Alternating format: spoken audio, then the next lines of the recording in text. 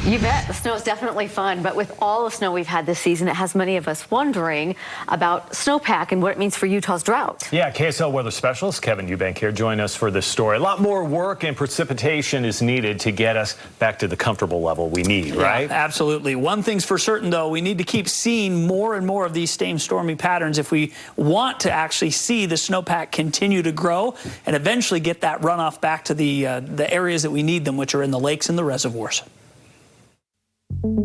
So the last time we had a snowpack this good, which was 2017, the net gain on the lake was about 1.5 feet. The big snowstorms this winter are giving a huge boost to the Great Salt Lake. Normally speaking, when we have a good snowpack like this, we can expect that the lake will rise between 2.5 and 3.5 feet. Our early season snow and valley rain allowed for the lake to rise over 1 foot in just the last couple of months.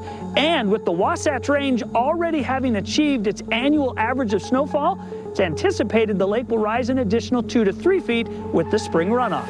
If our stormy pattern can continue into the spring, we will add even more water into the lake, providing for some critical water replenishment.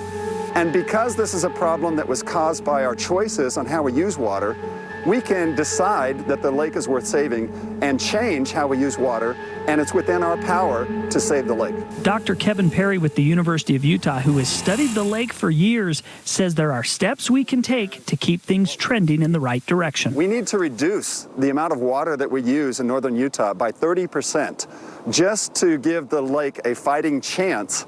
With our increased population and so many sources drawing on the overall water supply, the Great Salt Lake is constantly at risk. Having normal winters simply isn't enough anymore. We have to have 130% of the normal snowpack just for the lake not to shrink. We've started to see the consequences of both the drought and overconsumption. The appearance of toxic dust beds expose a dangerous problem. Unfortunately, in the last 4 years, the lake has dropped 5 feet. And that has increased the number of dust hotspots by 40%. Once exposed, these dust hotspots can introduce arsenic and other harmful toxins into the air, making for a significant environmental problem. Because the dust was the first environmental problem associated with the shrinkage of the lake, it's going to be the last to be solved.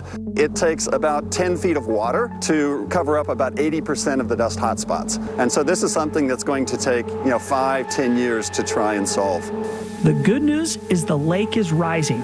While we can't control how much water falls from the sky, we can implement better water conservation, water management, and sound policy to help preserve our state's most famous lake.